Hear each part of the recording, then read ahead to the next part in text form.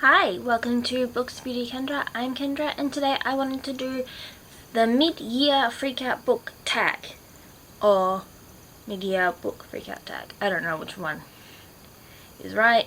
Both may be right, both may be wrong. I don't know. Anyways, we are halfway through the year. Let that sink in. We're about halfway through the year. So I thought, yeah, why not do the freakout tag? Because I'm freaking out. Are you? Okay, so there are about 13 questions in my notes of different bookish varieties, starting off with the best book you've read so far this year, and that for me is Binding 13 by Chloe Walsh. It was hard to pick out of the five stars I've had this year which one was my favorite, but this one is one that I keep thinking about. It follows Shannon, like the river, and Johnny. Johnny is a rugby star. It's at his school. It's a high school romance, but it's not YA. No way. And Shannon is new to the Toman school. I think that's the school they go to. It's Boys of Toman, so I'm pretty sure it's Toman school. And she has a very hard home life, so trigger warnings for domestic abuse, domestic violence. Yeah, but it's their romance, and it's just, together they're so sweet, and apart it's so hard, and it's just so beautiful, and I really, really loved it. It was a hard read though. Know that going in. Got the right wording that time. So yeah, that's my favorite book of the year so far. The best sequel I've read so far this year is, I'm gonna do a trigger warning for the cover because there's like a dead rabbit on it, or a rabbit that looks very dead, and that's Hellbent by Leigh Bardugo. This is the sequel to Ninth House by Leigh Bardugo, where we follow Alex Stern as she goes on. I'm going to put that down so it doesn't disturb anymore people. It follows Alex Stern, who can see ghosts. Ever since she was little, she could see ghosts. I can't remember if there was a reason behind it, or if it's just like something she was born with. I can't remember. It's been a while since I've read the first one. Anyways, it follows Alex Stern as she joins up to one of the Yale secret societies because she can see ghosts. I keep reiterating that fact, but they come out everywhere, and she kind of has to keep them at bay while the other secret societies of Yale kind of do their magical rituals and such. And it's a very dark series. Go that knowing in. Did it again, didn't I? Know that going in. But it's also really fun, really interesting. I quite enjoyed this book and its predecessor as well. New release you haven't read yet but want to. There are a few that I really would like to read, but the one that I keep seeing everywhere, and it's just like, okay, I do really want to read you, and I want to read you soon, is Funny Story by Emily Henry. Spoiler alert for my upcoming book haul, I haven't hauled this one or another one of these books yet, but this is going to be on there. Anyway, I don't know what this is about. I think it's about Daphne? Yeah. Daphne is broken up with on the eve of her wedding, because her fiance decides that he doesn't want to marry her anymore. He would like to instead marry his childhood best friend,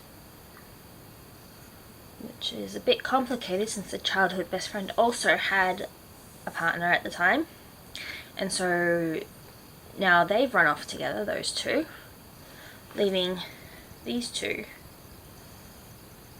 to go on their merry way. However, Daphne's new in town and she doesn't know anyone because she moved there for her ex-fiance. So she kind of moves in with her ex-fiance's new fiance's ex-partner. Yeah. And it's kind of like a romance between them. Should be a fun time. A bit sad as well. I've only read Beach Read and Book Lovers, didn't like Book Lovers, but going by Beach Read it should be a little bit hard hitting. Anywho's. Question number 4. Most anticipated release for the second half of the year. I had to look around, see what, because I don't keep up with book news that much. And I had to look around, see what I wanted to read, look at all those anticipated lists on Goodreads, and what came up once, because apparently only one other person wants to read this book, is the Dead Cat Tale Assassins.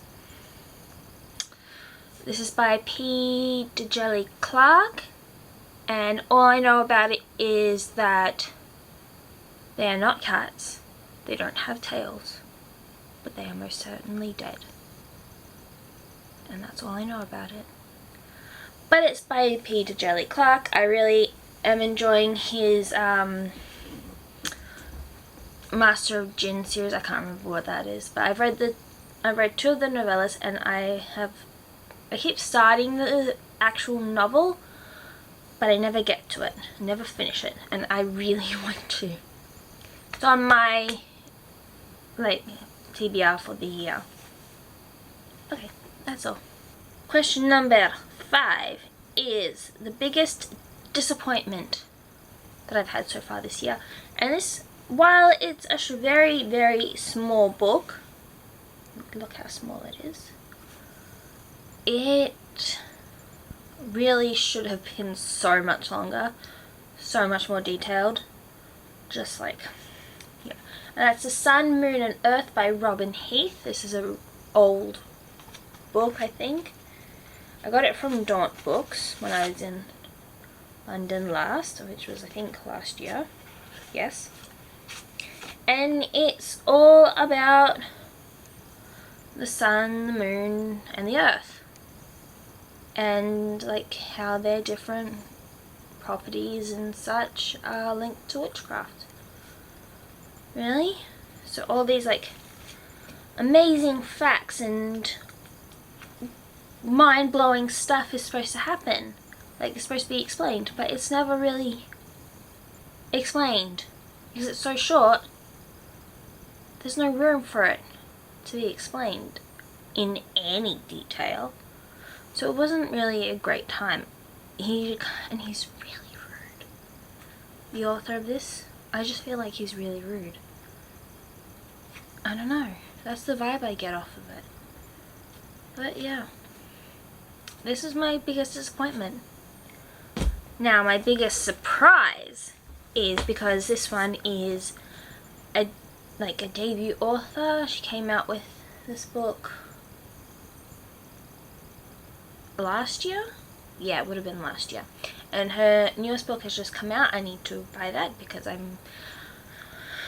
you'll see why soon. And that's Good Game by Madison Fox. This is the discreet cover. You can also get the normal cover with the man on it, but I quite like this cover. I think it's really pretty. And it's got a little birdie. Little birdie. Anyways, this is a masked gamer romance. And it was so much fun. Like what's his name again? Not Stevie. Stevie's the girl. Alexander Knight. Alex. but with like a KS rather than an X. And Alex is the masked gaming streamer person, and he kind of falls for Stevie, which is the female main character, as both himself and as his Blade pseudonym, which is his hidden identity, his masked identity. And it was a lot of fun. It's really steamy because, yeah, it is, but it's a really fun time. And it's a surprise because not only is it a debut, it's also my first like masked hero thing and first gaming romance as well. So this was a good surprise. I really enjoyed this book. And then favorite new author, that could be debut or new to you. It's both for me. This is, again, Good Game by Madison Fox. Why did it think this was a face? Anyways, I really loved her writing. I thought it was so much fun. I thought it was well done for a debut especially. And I can't wait to read more of her stuff. So yeah, read this at the start of the year. Can't wait for me to get my hands on Forbidden Game. And then Fake Game, I think, is the third one. That's not out yet, but yeah, Madison Fox. And she's an Aussie. Living in America, but an Aussie nonetheless. Next is newest fictional crush. I don't know if this is so much a crush as it is like something or someone that's like I can tell. You got it. I don't know what that was, but I got it. And that's Zayden from Fourth Wing. Zayden Ryerson. Oh no, but it's too damn close to my brother's name. That's all I know, so I'm just going to call him Zayden. And yeah, if you don't know Fourth Wing, you should, and you like fantasy romance, you should really read it, because I was late to reading this book too. You should read it, definitely. It was a 4.5 star. It was a fun time. Lots of people give it 5, so don't listen to me about that. Next is newest favorite character, and that is Mallory Greenleaf from Check and Mate by Ali Hazelwood. Mallory is when she was little, she was like this chess prodigy. She could play so much. She could play so well. I don't know. This is a YA new adult book, and it is a chess book, and it's a lot of fun, and it's her romance with the current #1 player in chess, Nolan Sawyer. So we've got Mallory and Nolan, and it's really fun and a good time, and I quite liked it. And it goes through the thing as Mallory joins back up with the chess world. So yeah. Question number 10 is book that made you cry. I have 2, because I almost cried in 2 books this year. I teared up, which I normally never do. So I'm going to count both of these because I read them one after the other, I think. And yeah, they both got me to tear up. Different reasons. The second one might surprise you because it doesn't look like it's a book that should... I've got a hair right here that should make you tear up, but there are tearing reasons. The first one is Binding 13 by Chloe Walsh, which I already talked about. Has domestic violence in it, so be warned. That's what almost made me tear up. It's very hard, hard read, but it's so good, so worth it if you don't mind reading a high school romance. That's not YA, and it's very thick. So the next one, is the one that you might be a bit hard to imagine crying in. But that's Nanny for the Neighbours by Lily Gold. And this is like a why choose romance between, what's her name? I don't remember what her name is.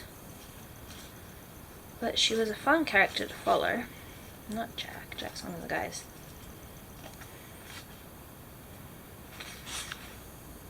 No. Beth. Her name is Beth. And it follows Beth as she kind of begins a relationship with Jack, Cyrus, and Sebastian, who are her neighbours, who have just found a baby on their doorstep and they really need help taking care of her. And it's really sweet. But I will say there is trigger warnings for infertility. So, and that shouldn't be, I mean, it could be classed as like a spoiler, but it shouldn't be a spoiler. If you are triggered by infertility news, maybe don't read this, because it doesn't happen until like the end that she finds out that she's infertile. But yeah, it's part of the book. I think you should be warned. But yes, this one was so close to making me cry. Next is a book that made me happy. Happy. This was The Martian by Andy Weir. Again, I'm going to say, why is his name Weir? Because that would have been an awful name to go to school with. Just saying. I'm so sorry. But The Martian is such a funny book. Like, I found it really funny and really entertaining, and that's why it is a book that made me happy. Question number 12, so the penultimate question is the most beautiful book you have acquired this year. And we're going to give it to The Familiar by Leigh Bardugo. Look, he's got a little hand with a scorpion. Look at that, looks like a ghost hand. But then it's got like the black sprayed edges, and when you open it up, you get the pomegranates. I think it's so cool. It looks so sinister as well. Like, can you tell that it looks really sinister? Or is that just me? But I quite enjoy that cover. Yes, I do. And the final question is, what books do you need to read before the end of the year? And basically all of the books, as many as I can read, as well as the books that are on my /fantasy bingo TBR, because I need to read them before the end of March next year. So yeah, that's all the books I need to read. So that was the media Freakout book tag, or jumble that up to make it the right title. I don't remember the correct title and everyone changes it around, so yeah. If you've made it this far into the video, consider commenting a book stack emoji for all the books I have to read, and let me know what has been your favorite read of the year so far. Let me know if you're a reader. Let me know if you just come here sometimes because you watch my makeup videos and you're like, oh, I'll try one of her other ones, and you're like, I'm not really a reader, but I want to know. Hello, how are you?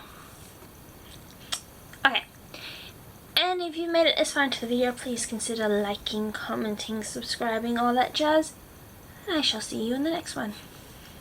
Bye bye.